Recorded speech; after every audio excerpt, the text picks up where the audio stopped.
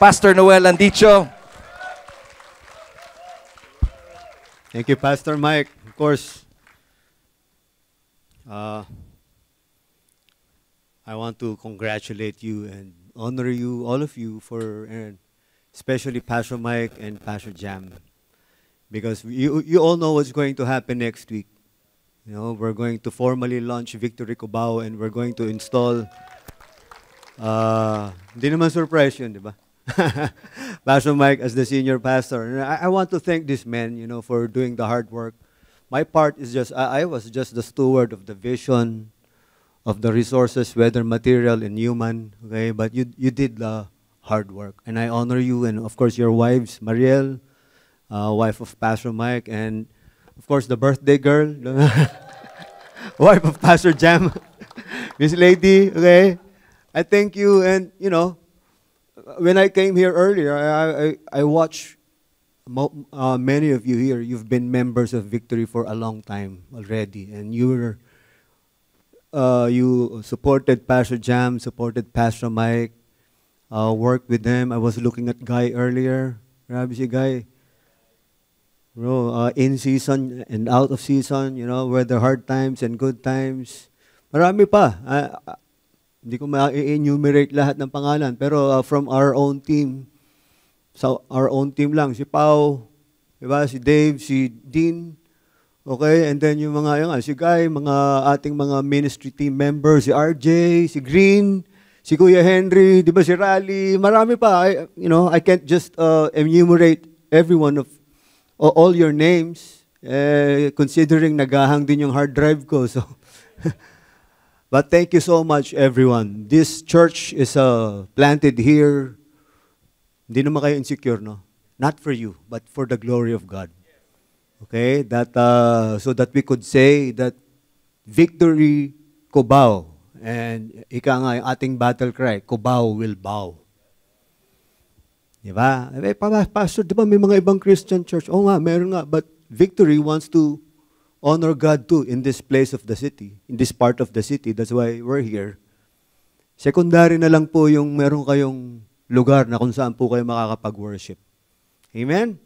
But let us all glorify the Lord God in this part of the city, you know, advancing His kingdom, making disciples from the people in this community and campuses. Congratulations to everyone and God bless you. Baka next week po, hindi na ako Hindi na ako makabate. Amen? Well, we're now on our 5th installment of this series, Jesus is Greater Than, and you can fill in the blanks, as you saw in the video. And can I just invite everyone to please stand and open your Bibles. If you have like a hard copy, then please open it. And we encourage you to get a hard copy of the Bible. Bring it every Sunday. Kung medyo hindi ganito kalaki sa akin, you can bring it every day. Or kung phone lang, talagang, siguro, nirarayo man na yung kamay nyo, okay na yung phone. Joke lang. Okay, so I'll be reading from the NIV 1984. I'll start, actually our text for today is from Hebrews 4, verse 14 to 5, verse 10. But let me read first the first 3 verses, which is the last 3 verses of chapter 4. As we open our sermon today, and as we always say, an expression of worship is to worship by listening to God's word. Verse 14, it says here, therefore, since we have a great high priest who has gone through the heavens, Jesus, the Son of God, let us hold firmly to the faith we profess. For we do not have a high priest who is unable to sympathize with our weaknesses, but we have one who has been tempted in every way, just as we are, yet was without sin. Let us then approach the throne of grace with confidence, so that we may receive mercy and find grace to help us in our time of need.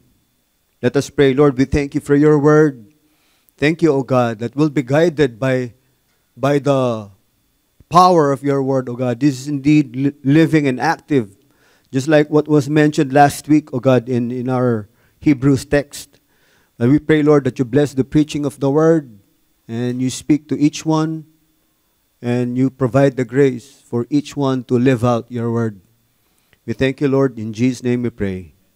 Amen. Amen. You can sit down. You know, I think you have heard the story.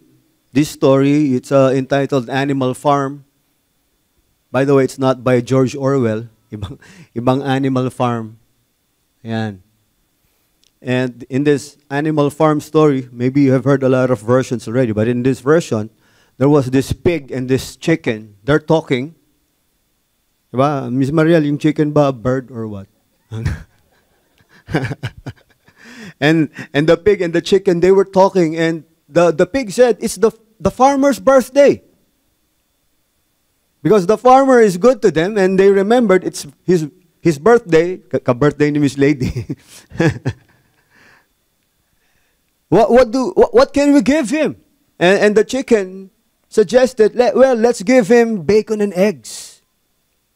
And initially, the pig said, sure, that's a great idea. But later on, he realized, wait. Sabi niya, we can't do that.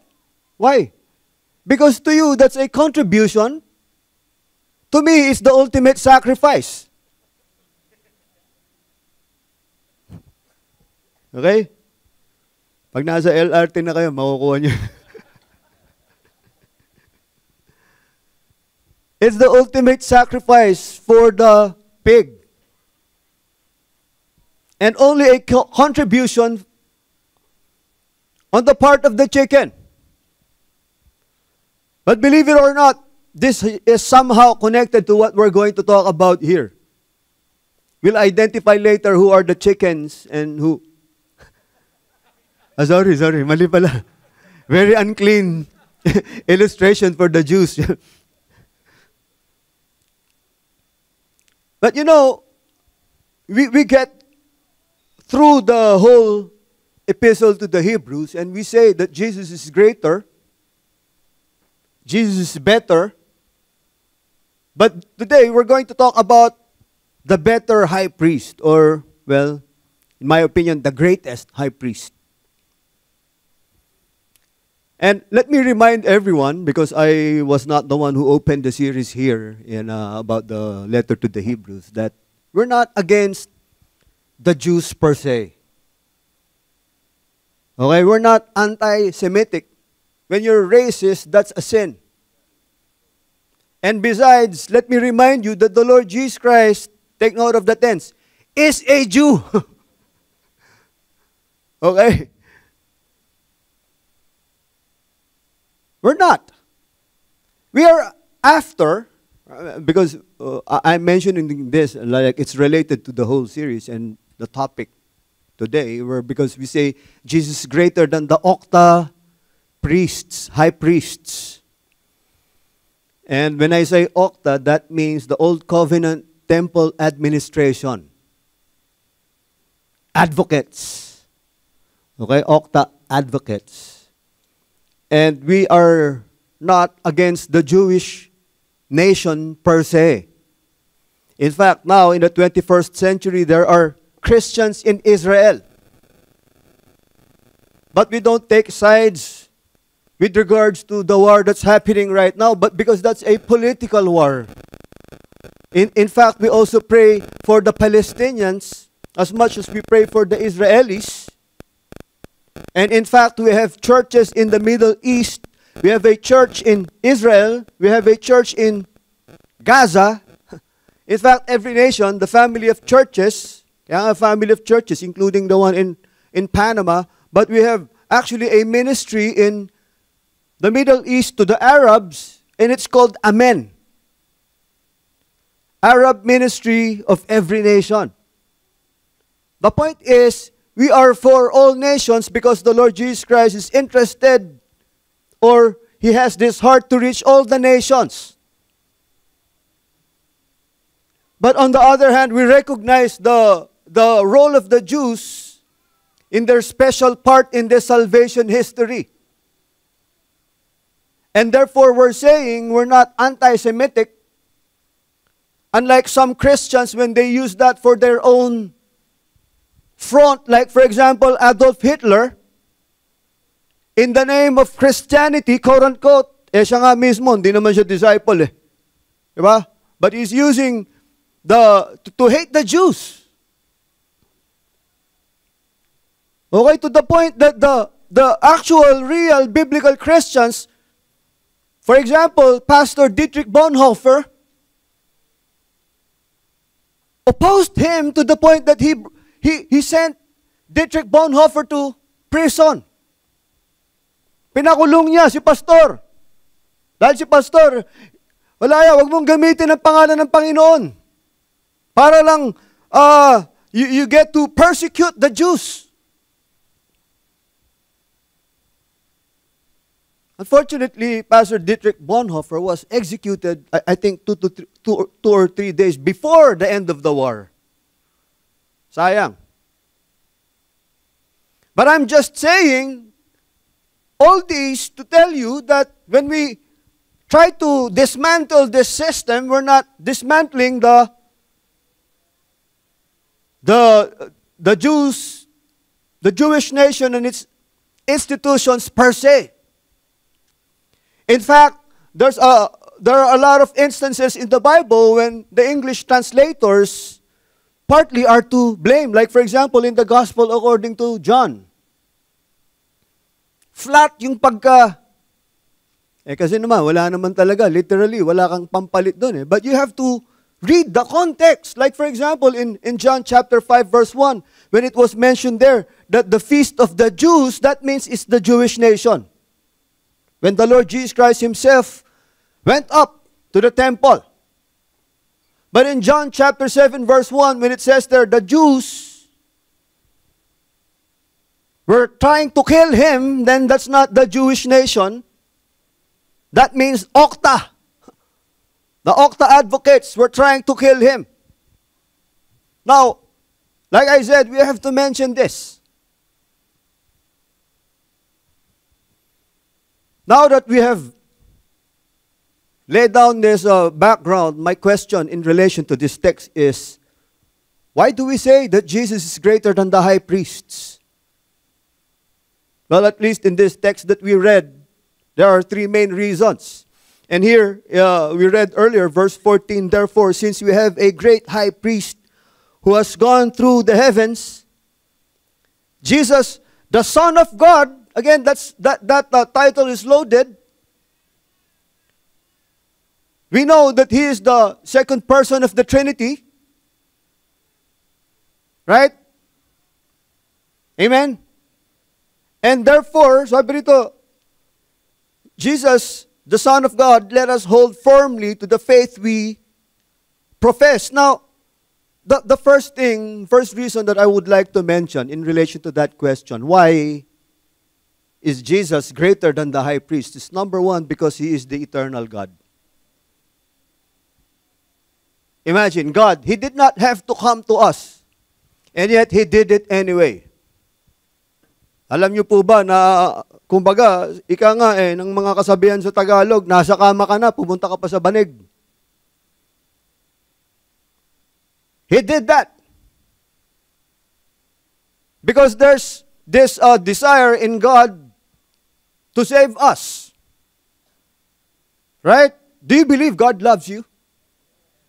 Paki-wave nga yung kamay nyo if you believe that. Yung iba, well, I'm going to pray for you if you are not convinced yet. Hopefully, right after this sermon. Do you believe? Again, do you believe that God loves you? Alam niyo ba kung bakit?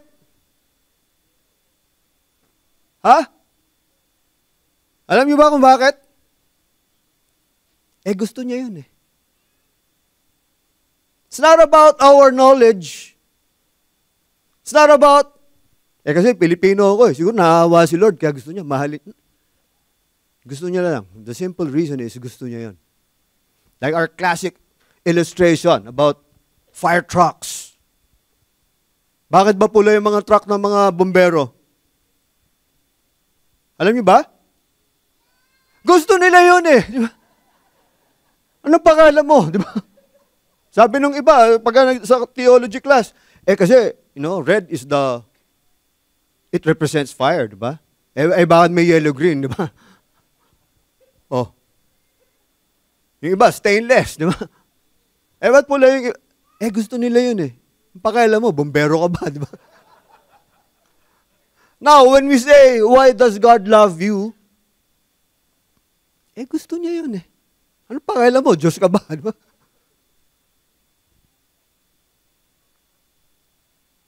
And, you know, the Son of God came. It says here, diba, who has gone through the heavens, at this point, he has already ascended to heaven. And that's a part of our Trinitarian doctrine when we say that Jesus is the second person of the Trinity, and therefore, he is the eternal God. By the way, he's the eternal Lord also. He's not the eternal Savior because there was a time that he does not need to become a Savior. But he's the eternal God, and yet he came here. And in fact, the doctrine of the Trinity is one of the distinctive doctrine of the Christian faith. We can enumerate some that makes Christianity unique, like the Trinity. That's unique in Christianity.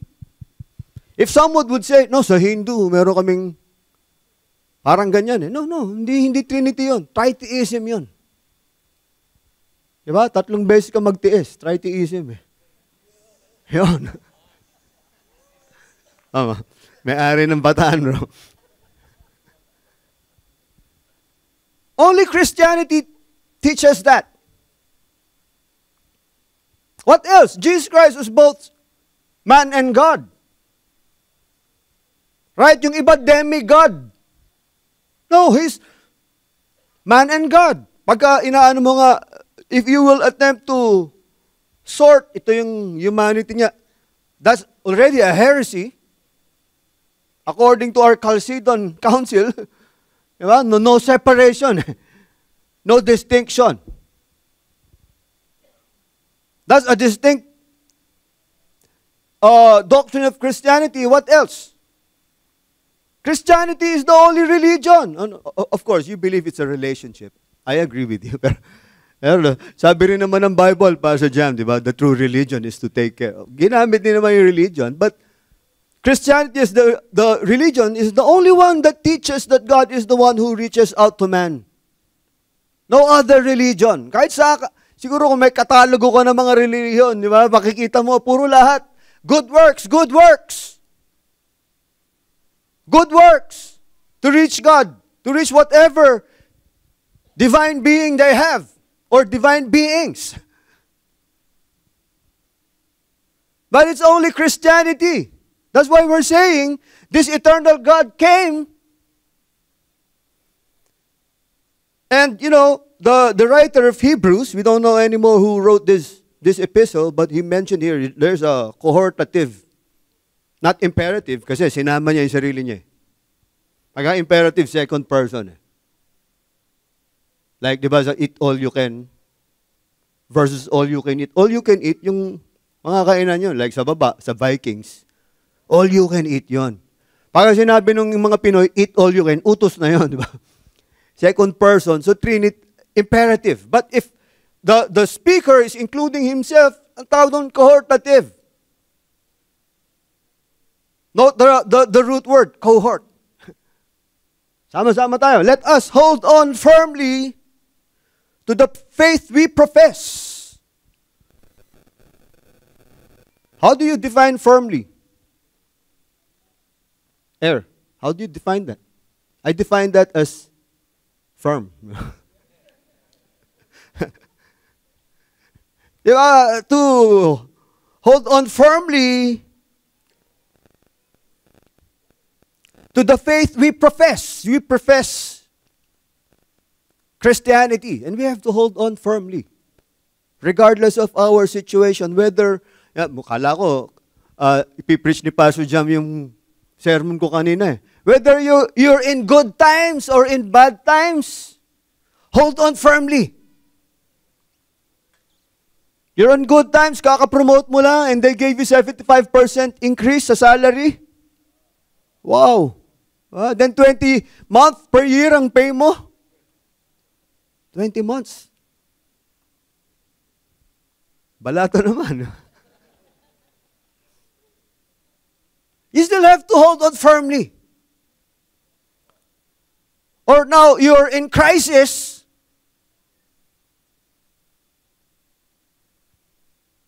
Diba? Nasunugan kayo. Wala namang plano yun eh. It's just an accident. Hold on firmly to the faith that we profess, because our eternal God is here with us. Naalala ko yung kwento na yung merong kapon, ewan ko kung tama yung pagkakwento ko last. But there was a guy who fell out from a small like twin engine airplane. Nahulog siya sa pinto. I think inaayos niya ba yung bagahe or something, or somebody jumped out with a parachute. But for some reason, he fell out of the airplane while it's flying. It's just a small airplane. And nakahawak siya for some reason in one of those metals outside of the airplane. I think it's the wheels is not retractable, so somehow there's a frame that he was able to hold on firmly while the airplane was flying. Hindi nga alam ng mga kasama niya. Hanggang naglanding siya, buti nga hindi siya naipit nung aeroplano. But you know, he held on so firmly to the point that his fingers froze. Eh mga tao, kailangan pang alisin yung kanyang daliri dun sa pagkakahawak. Are we like that to the Lord, understanding that He is our high priest? But that is basically what this writer of Hebrews is saying. But yes, the first reason why we believe that Jesus is greater than the high priest is because He is our eternal God. Number 2, He has the eternal priesthood. Ayan. Kaya sabi ito sa verse 15, for we do not have a high priest who is unable to sympathize with our weaknesses. Okay, just like in math, same thing with grammar. Negative, positive is negative. Positive, positive is positive. Negative, negative is positive. Diba? Kaya sabi rito, we do not, negative, have a high priest who is unable, another negative. So therefore, we can read this in the positive. We have a high priest who is able to sympathize with our weaknesses. There's a big difference pala between empathy and sympathy. When it's empathy, meaning the person is one with you in understanding what you're going through because he himself experienced that. Sympathy, iba pala. When the person is just feeling sorry for you, but he himself has not yet experienced what you are experiencing or have experienced. Okay, like probably some of you here could do prison ministry, but you're not an actual prisoner or hindi ka pa napepreso ever sa buhay mo. That could be sympathy. But, maybe you're wondering why the writer of Hebrews used the word sympathize instead of empathize. Kasi anyway, sabi dito, sympathize with our weaknesses. Do you have weaknesses? Yeah, everyone should have a weakness at least. Naalala ko, nung mga bata pa kami ni Guy, may mga slambok pa nun. Uso pa ba slambok? Diba yung hobbies? Diba? Favorite dish? Momoto. alam ni Maki, oh. Diba? Then, weaknesses. Minsan, ang ilalagay mo, kasi ayaw mo aminin eh. Sabi mo lang, ice cream. Diba?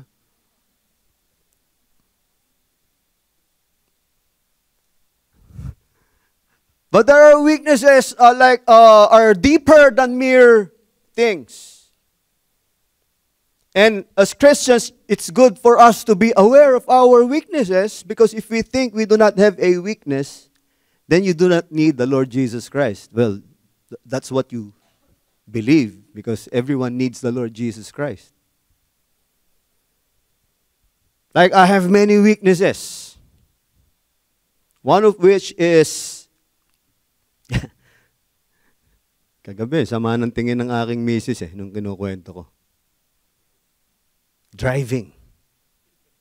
Because when I drive, I'm exposing myself to becoming like that person who turns his skin into green. Alam niyo ba yan? And then my shorts beginning to, diba? Napupunit, diba? I'm scared of myself. Parang si Dr. Banner, di ba? Parang ayaw niya maging Hulk. Kaya ako, like one time, ewan ko, na-share ko na dito yun.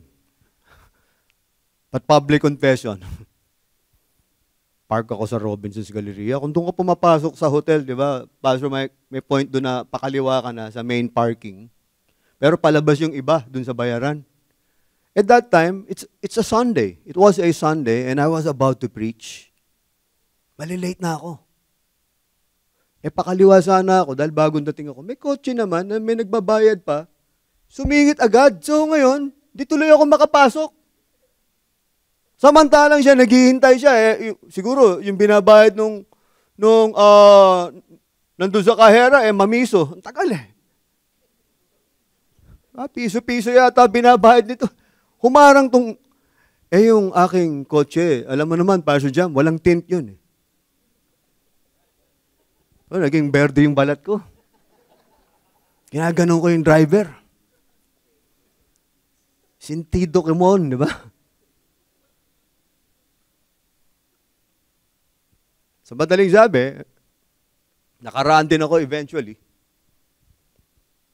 Pero nung nasa service ako, pagdating ko, 3 minutes na lang, service na. Gusto ko mag-relax, Pastor Mike, kundi si Incredible Hulk yung magpipreach doon. Nandun lang ako sa tech booth. May lumapit sa akin. Sabi niya, Pastor, sorry.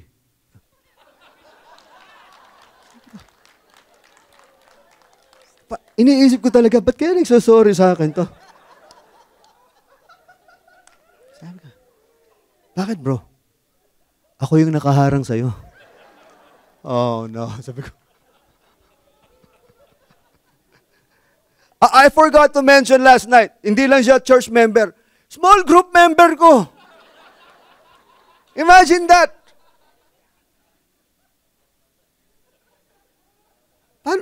Paano ka magpipreach, guy? Diba? Alam mo, may isa man lang doon na hypocrite yan. Diba?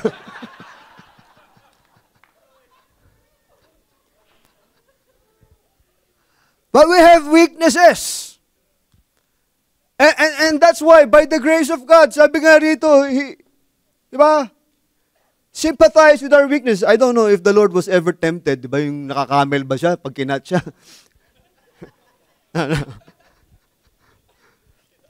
But sabi rito, but we have one who has been tempted in every way, just as we are. And this is what separates him from us. That's why the word sympathize was used. Yet was without sin. Temptation is not a sin, but if you give into that, then that's a sin. Diba? Kaya nga, I stay away. Lalo na yung distansya ng bahay ko sa opisina ko, wag na lang ako magdadrive siguro kung traffic Si Raleigh nga, nakita ko. Sabi niya, ba't para kang nasa walkathon, Pastor? Malilate na ako ng Tuesday morning I'd rather walk. Baka pag may kumat sa akin, kakatin ko rin, biglang magkatingi na kami, Pastor, di ba?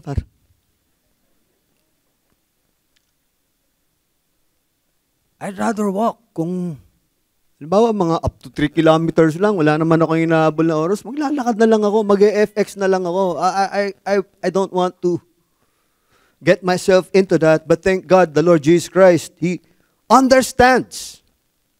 Although there's a big difference between understanding our weaknesses and tolerating it. Diba? There are times, kaya, yung sorry sa akin, between me and the Lord, gasgas na gasgas yun. Siguro kung tao lang si Lord, lumahan na yan, wag ka na mag-sorry, di ba? Thank God, because He's our high priest who understands us. That's why here in verse 16, let us then approach the throne of grace with confidence. Take note, with confidence. So that we may receive mercy and find grace to help us in our time of need. Now, this phrase here, throne of grace, is interesting because when we look at the Old Testament priesthood and why they were called as ministers, and if we get to look at the layout of the temple area, kasi sa temple daw, sa Old Testament, the outer court is for the non-believers, including Gentiles like us. The inner court is for the believers. But there's a part, the third part is called the Holy of Holies. Walang nakakapasok doon. They believe that the presence of God is there. That's why it's divided with a curtain, and only one person can enter that Holy of Holies every year. One day every year, and that's the Day of Atonement. Isa lang. And this is a universal principle. No sinful person can stay face to face with God, or else mamamatay tayo. Kaya nga yung mga high priest, they have to be ceremonially clean before they enter the Holy of Holies. You know why it's in the Holy? What's in the Holy of Holies, especially in the first temple, was actually the Ark of the Covenant. And inside the Ark, there's the staff of Aaron that has budded. Diba? Tungkod na, pero because it's so holy, nabuhay ulit. And then of course, the tablets, plural na lang natin, para isang Android, isang iOS. And then, a jar of manna. Sample. So that's what's inside the ark. But on top of the ark, there's what they call the mercy seat, which is, aka, the throne of grace. In the Old Testament, only the high priest could enter, and he has to be ceremonially clean. You know, no unconfessed sin, you know. You have to have blood on your right earlobe, right thumb, right big toe. You know why? Tanong nyo, ba't dun lang, Pastor? You know why? Gusto ni Lord yun. And sources say that there's a cord that's attached to the ankle of the high priest, and there are bells. And even on his garment, may mga bells. Kasi pagpasok ng high priest to Holy of Holies, again, in the presence of the Almighty God. Of course, God is everywhere, but iba yung Holy of Holies. And if you're ceremonially unclean, even if you're the high priest, you could die. Kaya nga, pagka pumasok yung high priest, may mga, sa labas, may mga nakikinig eh. Pagka nagbe-bell pa yung mga bells, buhay yung high priest. He's ministering to God. Pero pagka, halimbawa, nanahimik, o kaya, may narinig kang kadag, kring, and wala na, di ba? that cord, it's time for them to pull him out. Because you cannot just enter to get the high priest. Or else, patay ka rin, di ba? Maraming bubuhatin palabas. Well, kaya hinahatak na lang nila yung high priest palabas. But the point is, it's not holy. Even the high priest could die.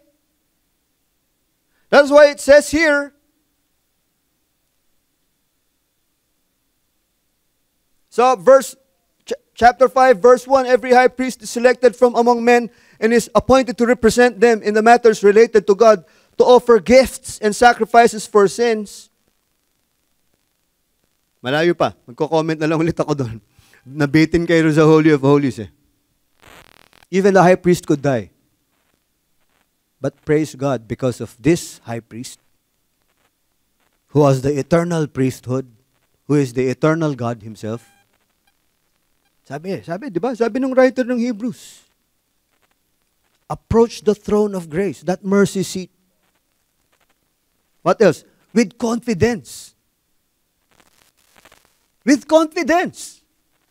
Because of the finished work of the Lord Jesus Christ. Because of the finished work of this high priest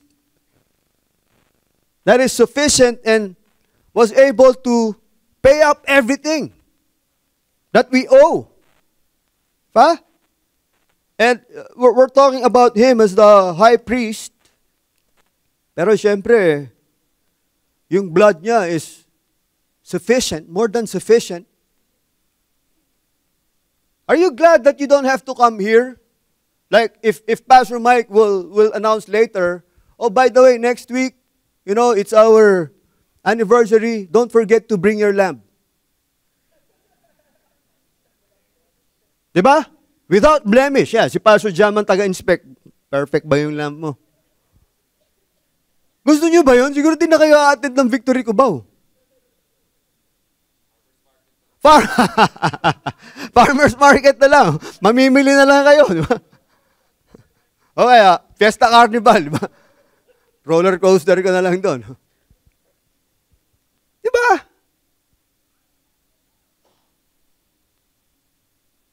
Bakit? Siguro, magtataka yung mga gwardiya sa baba dahil pumapasok na may dalang kambing, tupa. Yung iba, kalapate. Wala akong pera, kaya kalapate. By the way, that's the Old Testament. That's why the writer of Hebrews, na-imagine ko lang, nagkakamot eh.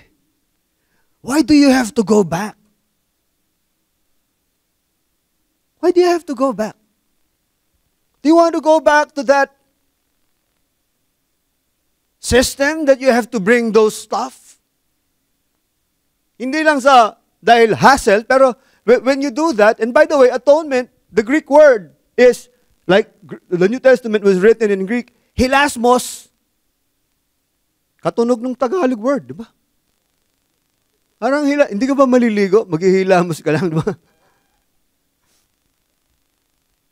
Oh, mamadali ako eh. Pero 1 buwan ka nang nagmamadali. Or, the Hebrew word, the Old Testament was written in Hebrew. The Hebrew word for atonement is, or to atone, in the verb form is kafar. And that means to cover. Ngayon, kung gagawin ulit natin Tagalog yun, pinagtatakpan. Pinagtatakpan ka lang pag mga animal sacrifice. But that's why, it's not just about, are you na-hassle ka ba dalhin yung mga animal, di ba? But the effectiveness of your sacrifice. When John the Baptist saw the Lord Jesus Christ, he told his disciples, behold, the Lamb of God who takes away the sins of the world. Eternal priesthood. Okay, we read this. Every high priest is selected from among them, and we're comparing the Lord Jesus Christ to these high priests, and is appointed to represent them in matters related to God, to offer gifts and sacrifices for sins. Ayan na nga, tapos na si Lord dyan eh. Bakit pa tayo babalik? Diba? He is able to deal gently with those who are ignorant. Do you admit you're ignorant? And are going astray, since he himself is subject to weakness. The writer is talking about the human high priests. This is why he has to offer sacrifices for his own sins. The sin of the high priest himself. I'm talking about the human ones. As well as for the sins of the people. No one takes his honor upon himself, and he must be called by God just as Aaron was. So Christ also did not take upon himself the glory of becoming a high priest. But God said to him, you are my son, today I have become your father. And he says in another place, like in Psalm 110, the other one is in Psalm chapter 2. In Psalm 110, you are a priest forever in the order of Melchizedek. Now, we'll talk more about Melchizedek in the coming installments. But Jesus Christ was appointed by God the Father Himself to be the eternal priest. Okay, di na natin kailangan yung temple. Kaya nagtataka nga ako, may mga ibang Kristiyano, when Judaism is declaring they want to build the third temple, and then some Christians are clapping, go, go. Diba? Sila pa mismo My question is, what's the use? Letter A, do you intend to do animal sacrifices again? Letter B, do you tell them that's the truth? Na pwede na silang mamuhay for the rest of their lives offering animal sacrifices? Nagtataka ako. There's no use for that. The sacrifice of our Lord Jesus Christ is sufficient. Amen? So eternal God, eternal priesthood, and then the last one is eternal salvation. Well, by the way, sabi rito kasi sa verse 6, you are a priest forever. That's why we say that's an eternal priesthood. Melchizedek is that order that's unique, because even in the time of the Lord Jesus Christ, the appointment of the high priest was corrupted. It should be that they all come from Aaron and the line of Zadok. Okay? Pero, nakukorrupt yun. In their time, it was already for sale. Or if you have political connections, kung kaya mo mag-bribe, pwede kang maging high priest. And even before this, hundreds of years, which is like fresh in their minds, were the Maccabees. Ito. Maccabees eh. Diba? Yung mga priest na naging hari. Alam niyo ba yung mga Maccabees? Maccabees? Sino narinig niyo na yung Maccabees? Hindi niyo pa pala narinig yung Maccabees eh. Pero simple lang naman paliwanag yan. Yung mga Maccabees, yung confused sila kung McDonald's ba sila o Jollibee.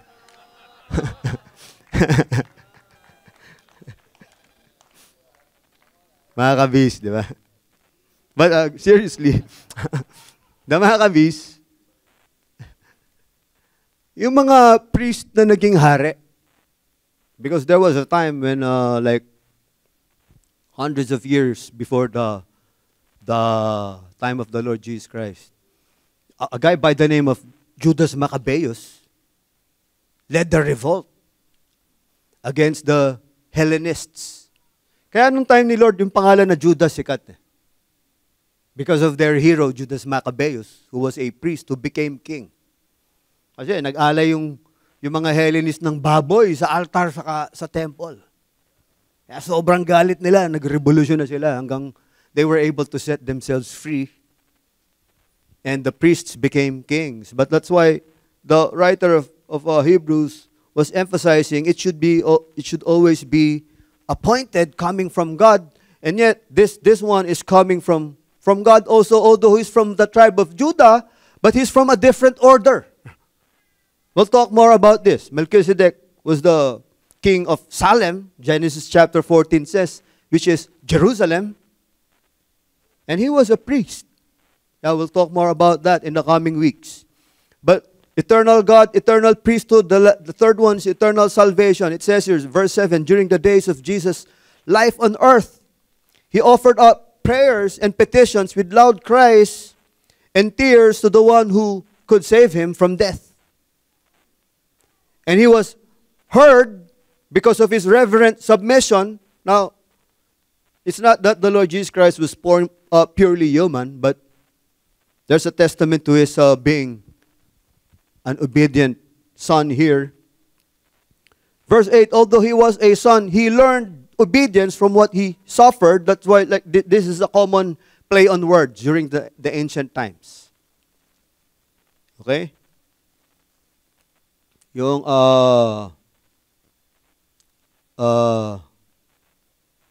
wala. Learned obedience from what he suffered. And once made perfect, maybe you're asking, kala ko ba perfect si Lord? Wala ngang sin. Well, the word perfect here means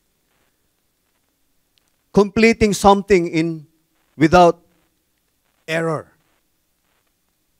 Kind of like what Hebrews chapter 2, verse 10 is saying. Sabi rito kasi, if I may just read this as I begin to land.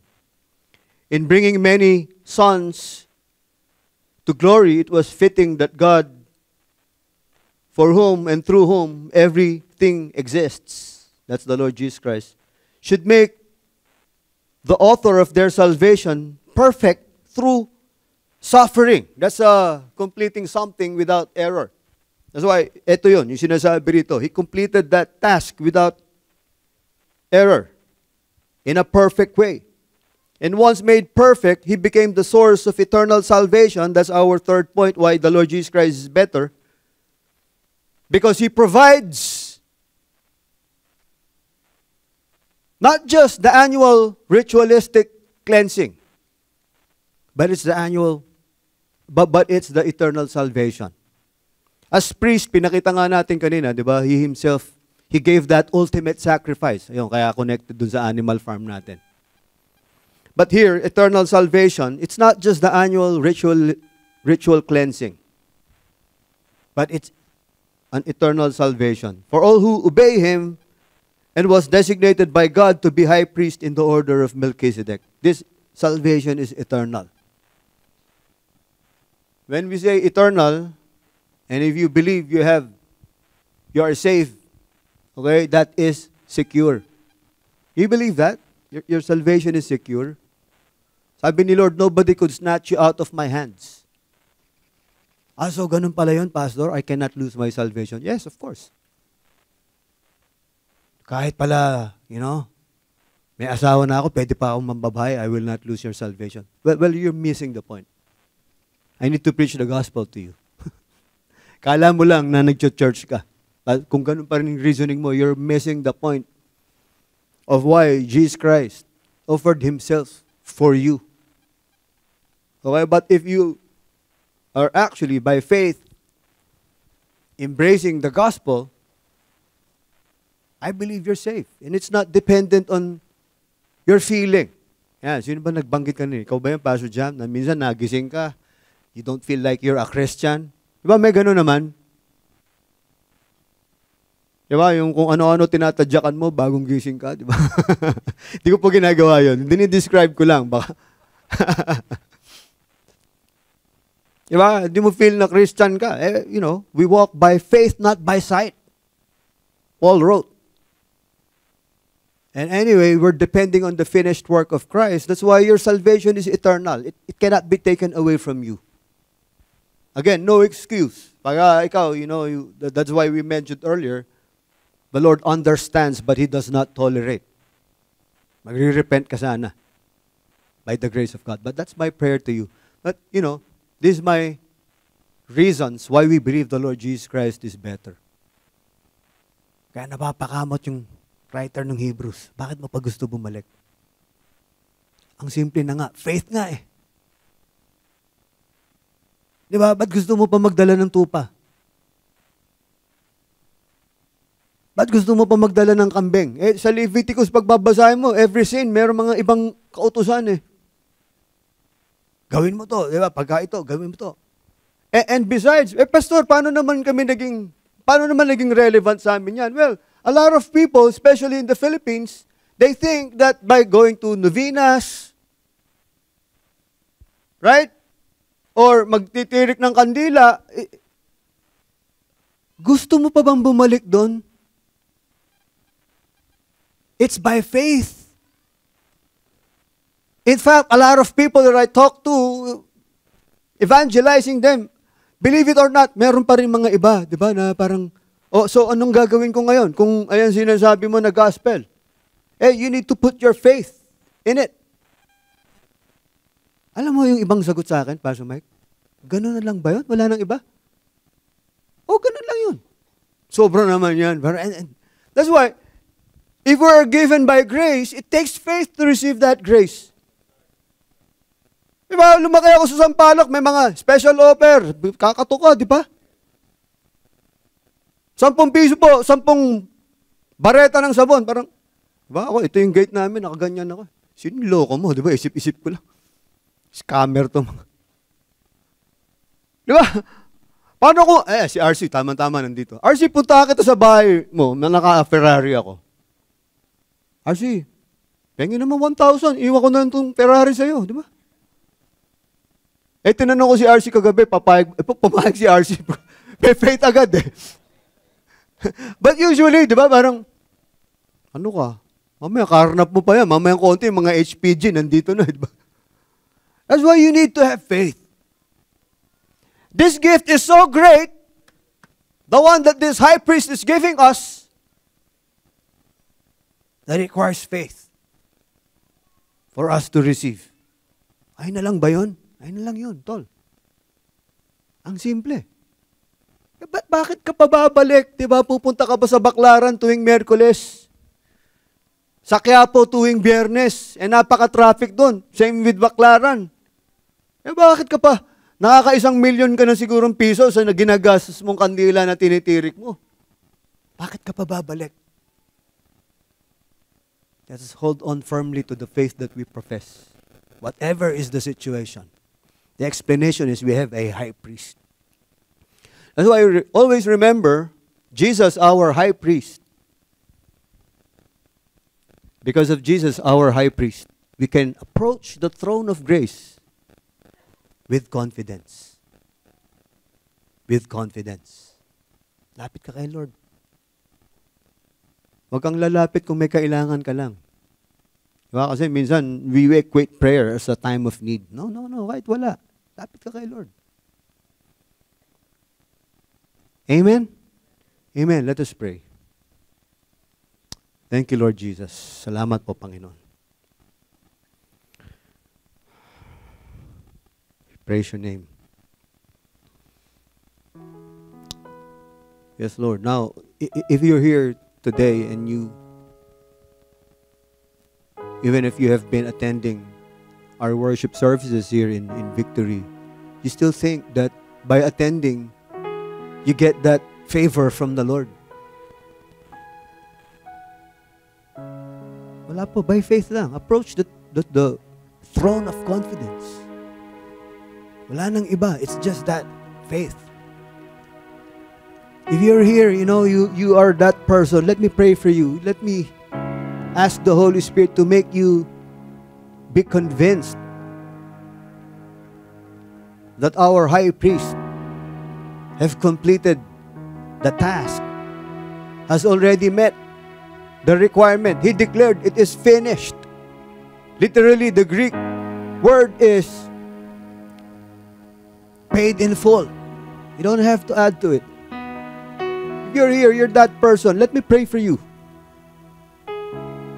Kasi I have met people in church, they have a hard time praying because, they think that the Lord, it's hard to approach the Lord. Paano ba ako magsisimula mag-pray, pastor? Ano ba dapat? Praise ba muna ako? O hihingi muna ako ng tawad? Paano kung mahulog ka na sa bangin? Ganun pa ba? You just approach the Lord. Just say help. But it's always has something to do with that confidence that the high priest is giving us. The greatest high priest is giving us. If you're here, I pray God that He will give you the confidence. You will see what the Lord Jesus Christ has given you.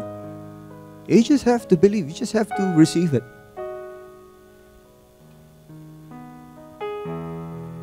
As we're praying, if you're that person, anyway, I can't see every one of you because of the light, and because of that, I'm not going to ask anymore to raise your hand. But if you pray this prayer, please approach us right after the service here in front.